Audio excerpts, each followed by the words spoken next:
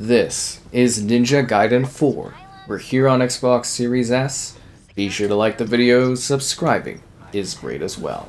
It's the long-awaited return of Ninja Gaiden in the 3D space. It's been 13 years since Ninja Gaiden 3, and things have changed, time has gone by, but the ninja has been unleashed once again. So yeah, it's the long-awaited return. It's actually kind of amazing that we even got a new entry in the series. Things are definitely quite a bit different. I played through this on the PS5 Pro, took a look at it on Series X, and was like, yeah, might as well take a look at it on the Series S and talk about it and its experience here. So this is coming off the heels of Ninja Gaiden 2 re-release, remake, whatever you want to call it, from about a year ago.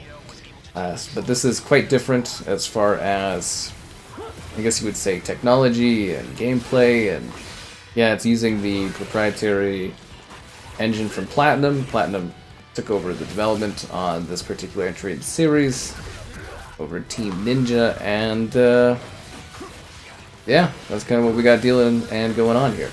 So the campaign is, I think it took me about like just under 10 hours, 9 or so hours to do. It's kind of interesting. The core of it is focused around this character here, Yamako, the new character. Bit of a passing of the torch sort of game. He's a bit one-dimensional, a bit edgy. And the game really gets awkward when there's a bit of fan servicing going on, as they just kind of repetitively use levels from the beginning of the game that you already see. And it puts the narrative at a bit of a standstill, which is super, super weird, which is why I wanted to highlight that. But the beginning of the game and everything like that, first like 6 hours or so, absolutely cool, action-packed, unique locations with fun levels of traversal, intense combat, and gripping, smooth action that feels vicious, gory, and incredibly violent, as you would expect from Ninja Gaiden. It's kind of spectacular from that perspective. The combat is definitely a highlight. Story, a little bit weak, but yeah, from a gameplay standpoint, it's pretty cool. It probably looks really cool, and it feels pretty great to play. On Series S, though, obviously, you're probably seeing a little bit of performance-type issues here with the graphics mode, but we'll be diving in and talk about the technical stuff in just a second as we continue to set up the showcase here. So the game is obviously a single-player experience. You'll be working through, I think it's like 19 chapters of varying lengths. And it is a very linear sort of experience. The game is linear, but there are some areas where you might go off and find yourself a collectible sort of item, object, chest that will give you an in-game item, like a healing thing.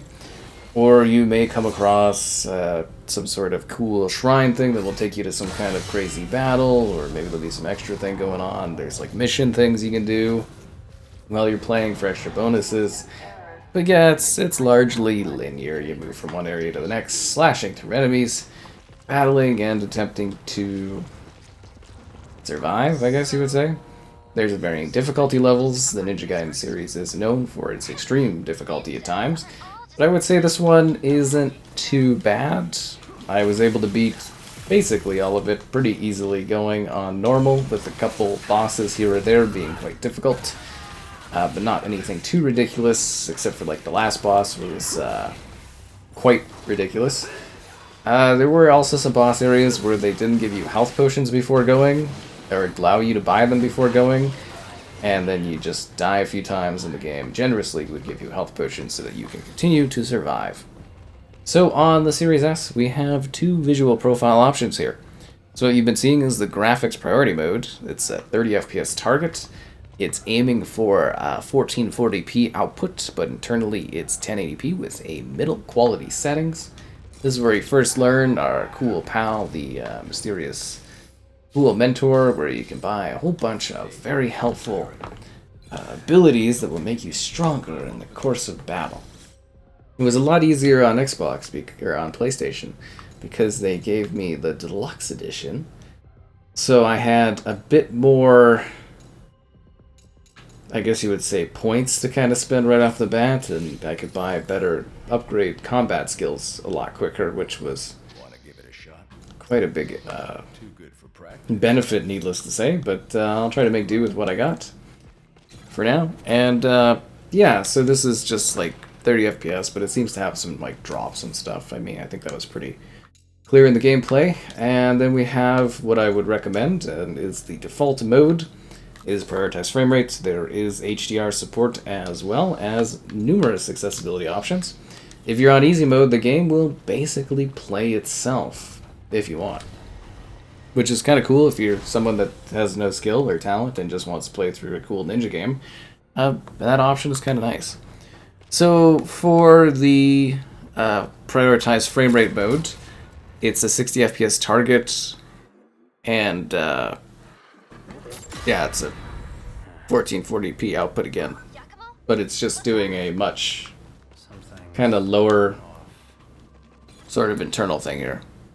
So the demons found you already. So it's kind of blurry, I would say, and it definitely looks like they've pared back some stuff here to make this kind of work on the Series S to get this fluidity, but you know, frame rate wise, it's doable,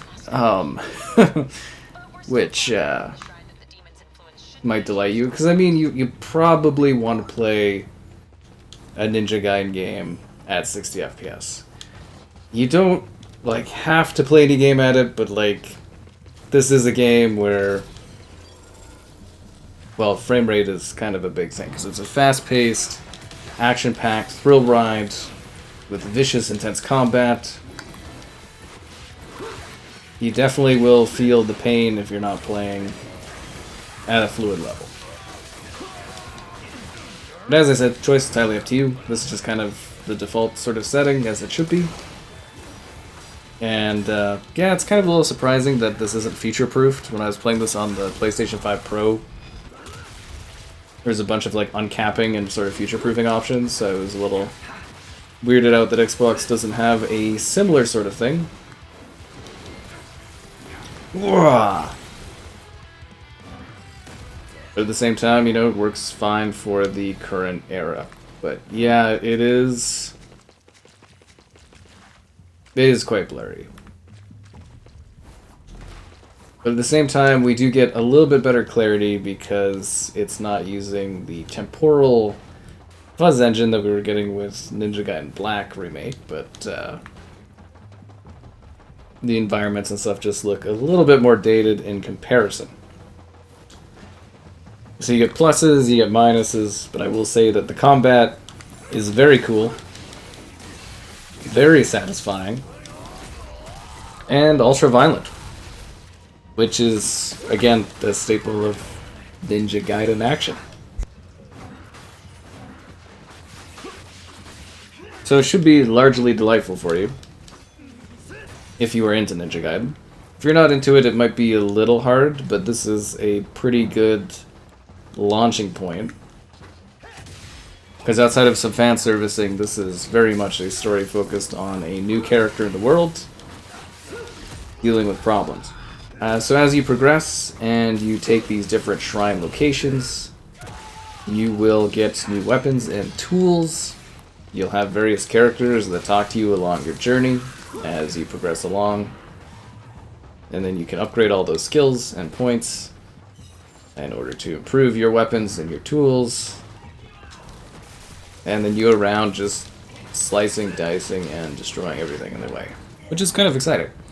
And like I said, pretty good length. You go to some different areas. The game has some really interesting traversal mechanics that could have used a little bit more work. They're cool, but a little awkward because, well, yeah, essentially it's sort of like a single tap system in this. So usually you would jump off an object and then you would kind of grind onto something, but this one you just press like RB, and like sometimes it'll be like a pretty locked camera angle, so you won't get the indicator for RB, and you'll be kind of sitting there being like, huh, what? Or sometimes you'll click RB and it won't really work, and so there's like rail grinding, there's surfboarding, which is quite wild to see. There's gliding, like hang gliding, which is super cool. Very neat traversal mechanics. Really fun to do rail grinding in any video game, honestly. And they work very well within this world. It's just kind of like they were a little awkward. You do kind of fight the same enemies over and over again, So just so you are aware, you'll kill hundreds of these guys. And then there's like some slightly different enemies depending on the region area that you're in, but it's mostly these dudes. You know, the odd fiend here or there. The environments are a mix of, I guess you would say, a rocky terrain, the sort of, well, this area is kind of distinct because it's more of like a city's backdrop, but like a lot of the environments are very sort of sterile, kind of grayish-white locations. They don't look bad, but they're just very minimalistic and simple.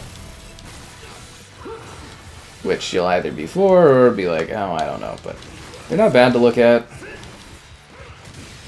They get the job done.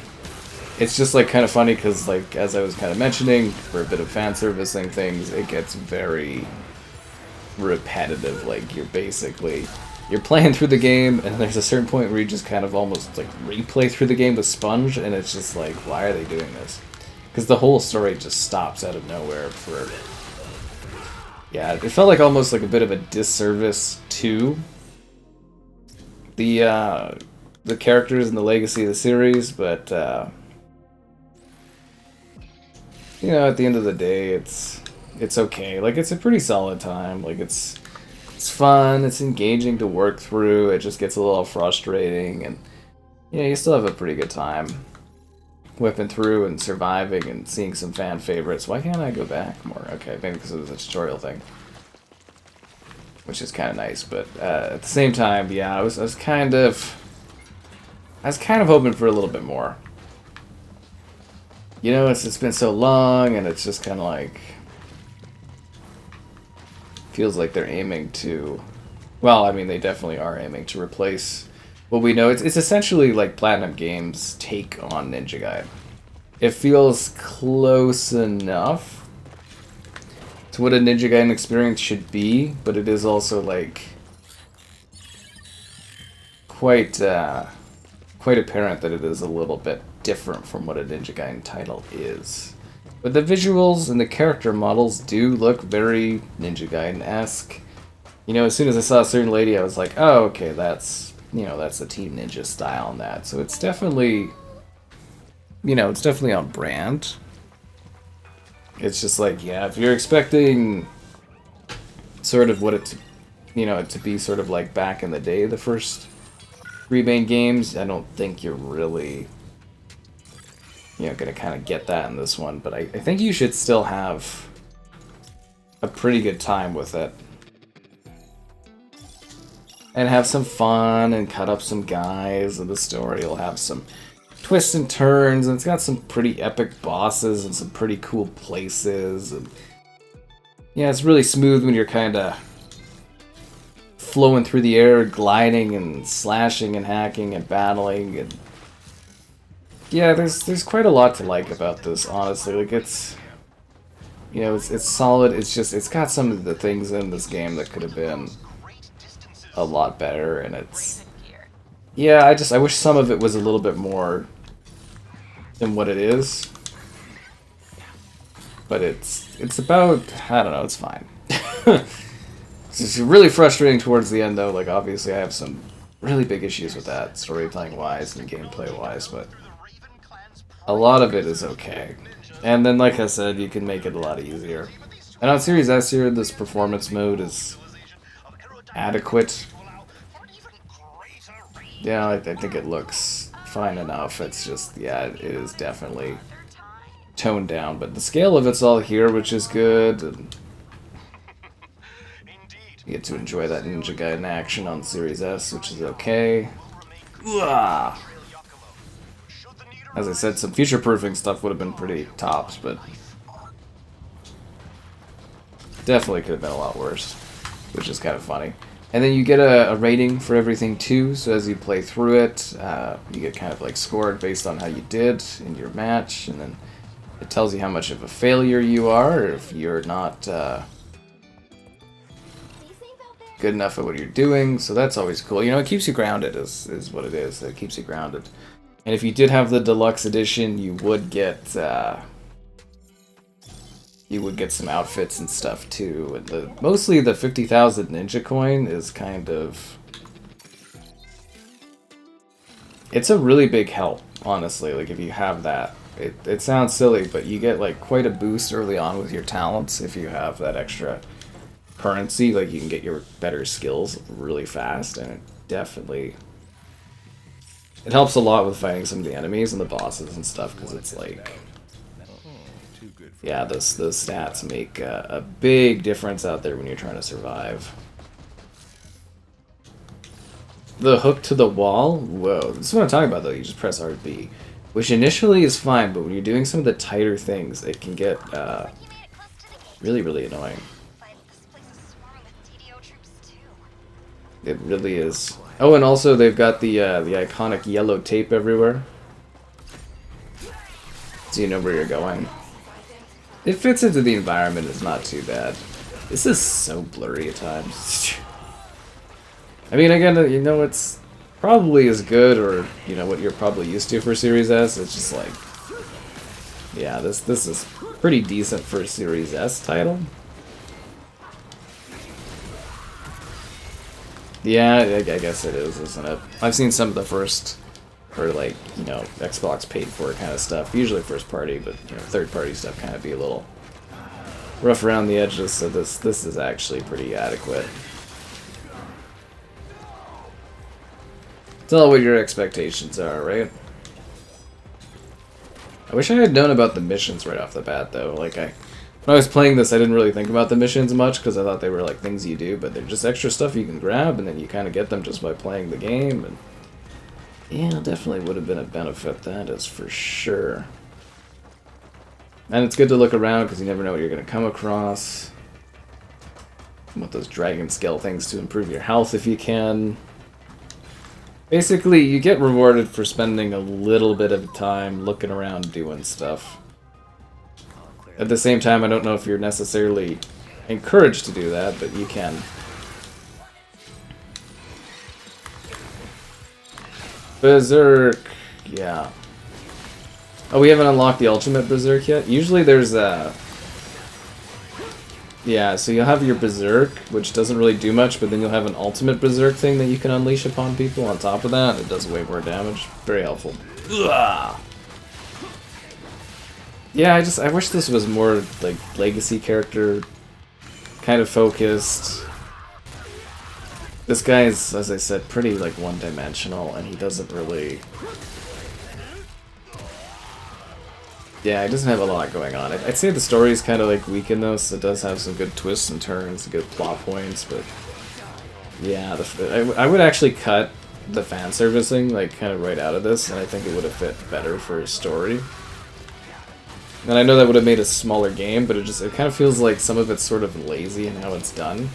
Basically, like, oh, we need this to be longer, and like, how do we do that? And you kind of just like reuse content and just up the sponge level of it, and I don't like when games do that. It just really takes away from the gameplay experience, because it's like, you know, you're like refighting things that you fight like not even like an hour before or whatever, and you're just like, oh, I'm just doing the same stuff. And it feels like a cheap way to kind of just pad things out as opposed to actually meaningfully doing something with like beloved character elements, and you're just kind of like, really? And yeah, the whole narrative just like comes to a standstill for like 3 hours while you're doing that. It's just weird. It's genuinely, it's just bizarre how that's handled. It's to me, it was like a big bummer, because I was really kind of kicking with it, and I was like, what are they doing? But I'm not usually huge on the PlatinumGames stuff, so I was kind of like, oh, cool, you know, it's kind of super blown away my expectations, and then it was like, oh yeah, no, never mind. I was like, should have saw this coming, I guess.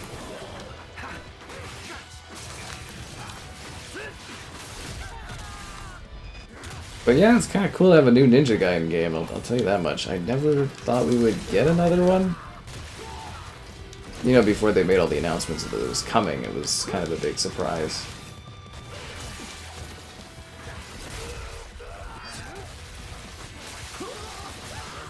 Ugh. Go, Ninja! So anyways, hope this helped showcase the game on the Series S. definitely had my fill of this experience, that is for sure.